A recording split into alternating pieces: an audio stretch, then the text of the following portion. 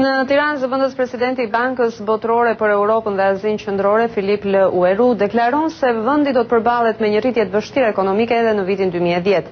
Në një intervistë ekskluzive për Zërin e Amerikës, në mbyllje të vizitës së tij zyrtare, zëvendës presidenti i Bankës Botërore flet për krizën ekonomike dhe pasojat e saj, kujdesin që duhet të tregojnë autoritetet shqiptare në politikat fiskale dhe ato makroekonomike. Ai komenton gjithashtu rritjen e çmimit të energjisë, si dhe flet për bashkëpunimin e ardhshëm mes Bankës Botërore dhe Shqipërisë. Me zotin L'Huerou bisedoi korrespondenti ynë në Tiranë, Armand Mero. Zoti L'Huerou, faleminderit për këtë intervistë për Zërin e Amerikës. Do doja ta nisja nga kriza ekonomike e cila përfshiu të gjithë globin dhe natyrisht la dhe pasoja edhe në vendet e Europës juglindore, vende me një zhvillim jo të njëjtë me ato të pjesës tjetër të Europës. Cilat janë sipas jush pasojat e kësaj krize dhe sa kohë do t'i duhet këtyre vendeve që ta lënë pas këtë krizë? For that part of the question, I think that the answer Për pjesën e parë të pyetjes mund të thoja se përgjigjja gjendet tek transmetimi i kësaj rritjeje shumë të fortë që kemi dëshmuar në Europën lindore. Dhe kjo është në fakt produkti i një integrimi shumë të fortë në një treg shumë të madh, si i Bashkimit Evropian. Ky integrim ka ndodhur përmes tregtisë, përmes investimeve të huaja direkte dhe uhave tregtare. Kur kriza financiare goditi këta mekanizma të integruar, të cilët ishin motor shumë të fuqishëm të këtij integrimi që ka sjellë rritjen, ato ndryshuan pozicion, duke u konvertuar në mekanizma transmetimi për garantësimin e rritjes dhe vendet e caktuara në të vërtetë kaluan të kurrje shumë të rënda në prodhimin e brendshëm të tyre. Of their GDP. On the second part of the question, which is Pjesa e dytë e pyetjes është të shohësh përpara, cili është parashikimi. Është e vështirë të bësh parashikime, por ne në Bankën Botërore, në rajon dhe më gjerë, të gjithë bashkohemi me një konsensus të përgjithshëm që është se dalja nga kriza në Evropë do të jetë e ngadalshme. Pra nuk do të kemi një kthim të fortë në rritjen ekonomike, siç ndodhi në Azinë Lindore apo Indi. Gjë që do të thotë se viti i ardhshëm do të jetë i vështirë dhe do të shohim diferencime mes vendesh. Disa vende do të vazhdojnë të dalin nga kriza më parë se vendet e tjera, ndërsa disa të tjera do të vazhdojnë të preken nga kriza. Dhe kjo do të varet nga struktura e tyre brendshme ekonomisë dhe nga anët e forta të gjendjes së tyre makroekonomike, si dhe nga vendodhja e tyre. Also the location will be important. Ka patur debate të shumta nëse Shqipëria është prekur, nuk është prekur, e ka kaluar apo jo, ka pasojë apo jo, por disa pasojë janë ndjer, kemi ulje të ardhurave të emigrantëve, rënje të eksporteve, të importeve, përkeqësim të kredive nga bankat. Sipas jush, në cilën fazë ndodhet Shqipëria? Cila do të ishte këshilla juaj për qeverinë shqiptare në trajtimin e kësaj faze? Well, Albania has been affected like many other countries. Shqipëria është prekur nga kriza ashtu si vendet të tjera të rajonit nëpërmjet kanaleve tregtare. Shqipëria ishte me fat në këtë sens sepse ajo nuk provoi krizë shumë të rëndë financiare për shkak se sektori financiar dhe sektori bankar kanë qenë mjaft plastik, por mekanizmat e transmetimit mund të filtrojnë, si për shembull me rënien e madhe në tregtinë e tekstileve, por dhe me rënien e remitancave dhe gjithashtu lidhet dhe me faktin se shumica e eksporteve dhe dërgesave në të holla vijnë nga dy vende, Italia dhe Greqia. Këto dy vende përjatuan vështirësi gjatë vitit 2009 dhe ne besojmë se në vitin 2010 rritja ekonomike në këto vende mund të jetë shumë modeste. Pra, këshilla jonë është që ju të jeni shumë të kujdesshëm, sidomos në aspektin makroekonomik. Sigurisht ka qenë diçka pozitive që autoritetet shqiptare kanë menaxhuar situatën e përgjithshme makroekonomike në 2 dekadat e fundit mjaft mirë, dhe ne besojmë se ky ka qenë një nga komponentët kryesorë të suksesit që ekonomia shqiptare ka njohur gjatë këtyre 2 dekadave të fundit. Pra me syt nga e ardhmja, duke qenë në një mjedis të brisht, është shumë e rëndësishme që të ketë politika fiskale dhe politika makro shumë të kujdesshme. Është gjithashtu e rëndësishme të bësh parashikime të sakta të ekonomisë, sepse siç e dini çdo gjë është e lidhur në fushën e ekonomisë. Pra, parashikimet shërbejnë si udhëzime shumë të mira në parashikimin e buxhetit tuaj. Si hartoni atë dhe çfarë vendimesh merrni. Parashikimi i ekonomisë si tërë është një forcë lëvizëse. Pra, ky parashikim është shumë i rëndësishëm sepse ai vendos në një masë shumë të madhe se cilat do të jenë të ardhurat tuaja. Kështu që përsëri mendoj se pasja e të dhënave për ekonominë mbart rëndësi, por pa që rëndësishme mbetet edhe përdorimi i këtyre të dhënave në kohë reale për të bërë parashikime të sakta gjatë krizave për menaxhimin e tyre sa më të drejtë. To manage during this crisis as prudently and accurately as possible. Pra, do të jemi optimist apo pesimist për 2010-ën? I will repeat what Mr. Trichet said yesterday. We can be prudently. Unë do të përsëris atë që zoti Trichet tha dje. Ne duhet të jemi shumë të kujdesshëm dhe në mënyrë të arsyeshme optimist për rajonin në tërësi. Por unë nuk mendoj se ne kemi dalë ende nga kriza. Në këtë kontekst, në këndvështrimin tim, rritja për Shqipërinë në vitin 2010 do të vazhdojë të jetë e vështirë.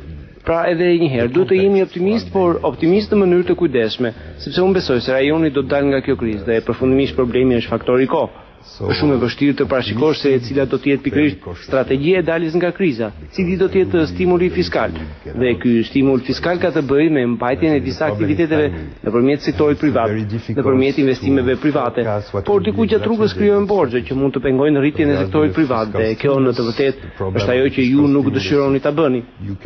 Pra mënyra se si ju startoni stimulin fiskal lidhet me rëndësinë që ju duhet t'i kushtoni edhe borxhit publik, duke siguruar që sektori privat të fillojë investimet. Dhe koha midis të tashmes dhe asaj që pritet të vijë do të jetë e rëndësishme sepse do t'ju duhen të dhëna në kohë reale. Ky menaxhim do të jetë strukturor. Një tjetër gjë që unë do të doja të shtoja lidhur me aspektin fiskal. Kur ju ndodheni në një situatë ku të ardhurat tuaja nuk janë në rritje dhe ju nuk dëshironi që borxhet tuaja të rriten shumë shpejt, ose nëse ju mund ta stabilizoni atë, atëherë vijeni tek një menaxhim më efikas i shpenzimeve publike. Dhe kjo është shumë e vështirë, dhe pa që vështirë është edhe marrja e vendimeve. Difficult because these are trade-offs, you have to make difficult decisions. Zëvendës President, ju ishit këtu për disa ditë duke biseduar me qeverinë shqiptare, me aktorë të tjerë të jetës politike dhe ekonomike për strategjinë e re të bashkëpunimit mes Bankës Botërore dhe Shqipërisë.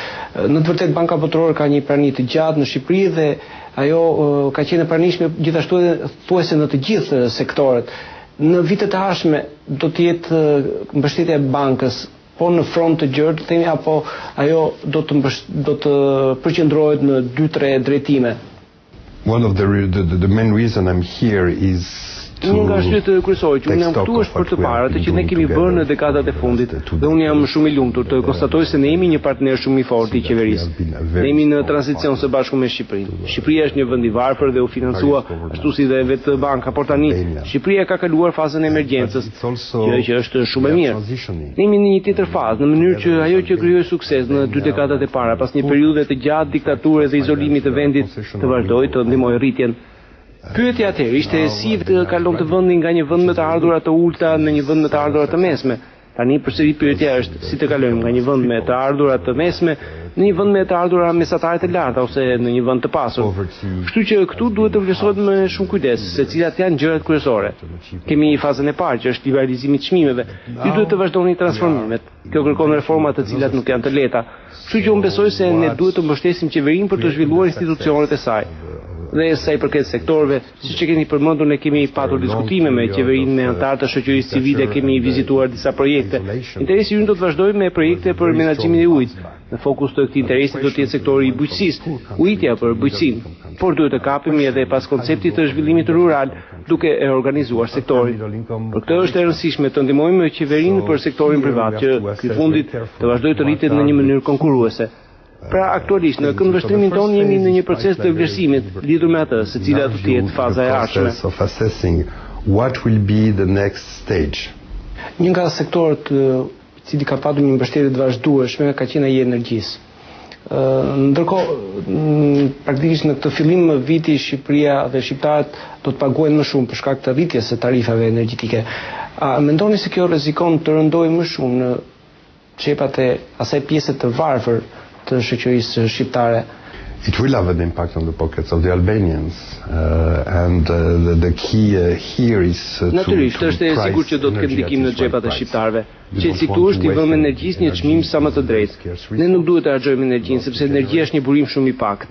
Sepse kosto e prodhimit të energjisë është e lartë. Ne jemi të gjithë në dieni të debatit për ndryshimet klimaterike.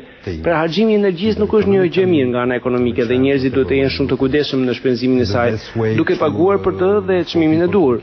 Problemi është se çfarë ndodh me ata që gjenden në kufi të varfërisë ose në varfëri të thellë. Për këtë çështje ne po punojmë me qeverinë për të gjetur mënyrën si të vinë në ndihmë këtyre njerëzve përmes programeve të subvencioneve në mënyrë që të ndihmojmë ata të paguajnë faturat e energjisë. Por sigurisht rritja e çmimeve është e nevojshme që të mbulojnë kostot sepse edhe energjia është një mall. Por duhet të ndihmojmë anëtarët e varfër të shoqërisë për të paguar faturat. Një nga misionet e bankës ka qenë reduktimi i varfërisë në Shqipëri. Ndërkohë Shqipëria po bën hapa përpara drejt Bashkimit Evropian. A mendoni se roli i bankës vazhdon të jetë aq i rëndësishëm sa më përpara në Shqipëri, apo banka mund të ndihmojë edhe në këtë proces Shqipërinë, në këtë proces të integrimit? The whole process of joining the EU is a very Gjithë procesi i bashkimit në BE është një proces shumë i rëndësishëm, pra një proces i fuqishëm. Shumë anëtarë të rinj janë bashkuar Bashkimit Evropian dhe ne si bank kemi qenë shumë të përfshirë në ndihmën tonë për të marrë pjesë në këtë proces. Gjithashtu ne po punojmë edhe me vende që janë anëtarë të BE-s. Kam parasysh Poloninë, Hungarinë, Bullgarinë dhe Rumaninë. Pse? Shkaku lidhet me vazhdimsinë. Zbutja e varfërisë ka shumë aspekte. Pra ne do të vazhdojmë të merremi me ngritjen institucionale. Aprovojnë ligje, por sfida është se si ti zbatojmë këto ligje në mënyrë sistematike dhe të vazhdueshme. Pra, kjo është fusha ku ne kemi qenë shumë të dobishëm edhe në ato vende që janë sot anëtarë të Bashkimit Evropian.